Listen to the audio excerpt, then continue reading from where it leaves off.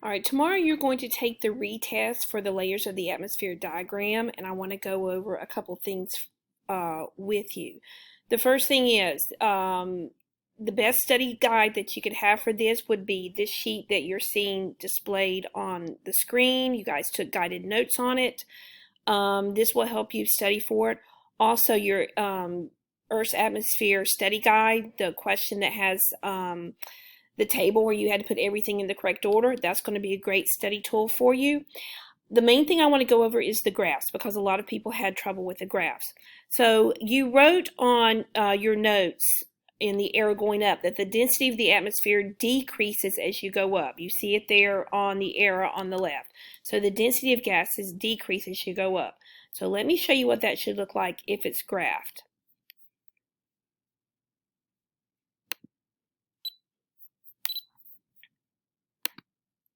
All right, so if you're graphing this, let me get my camera adjusted here. Sorry about that, guys.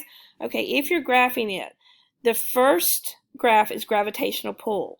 Down here you have the lowest amount of gravity, and as you go up you have the highest amount of gravity. There's no numbers here. You just got low and high. Across the x-axis you have the layers of the atmosphere in order. You go from low altitude to high altitude. Again, no numbers, but this does go in order.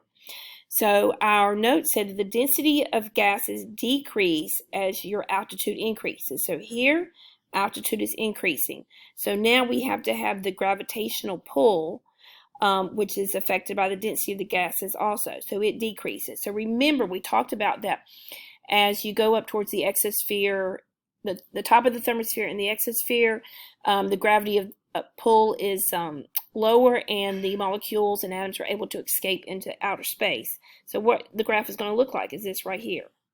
It just decreases as your altitude increases.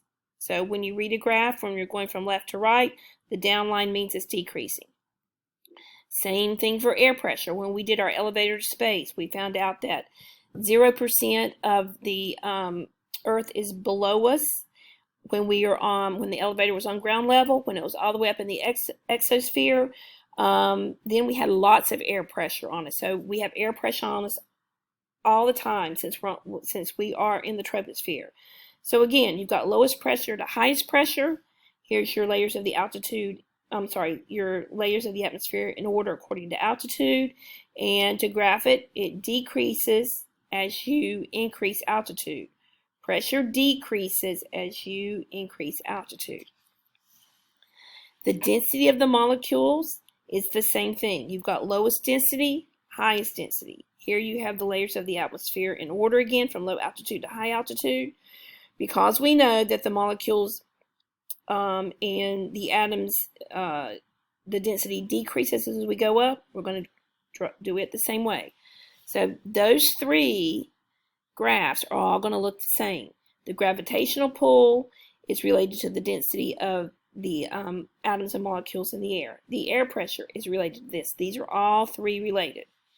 The temperature, remember we graphed it and we said that it looked like a W. So I'm drawing lines here to help me place my W in the right collection, or I'm sorry, in the right layer. So the troposphere, as you increase, the temperatures go down. Stratosphere, they go up. Mesosphere, they go down. And thermosphere goes way up. So we have a W. So that's how this one should be graphed. Again, the front part where you had to put things in the correct layer, most of you were able to get most of those correct. Just go back and remember that the ionosphere is in the thermosphere. The ozone layer is in the stratosphere. Look at your coloring page that I gave you. Look at the notes that I showed you at the beginning of this, and that should help you do better on this test.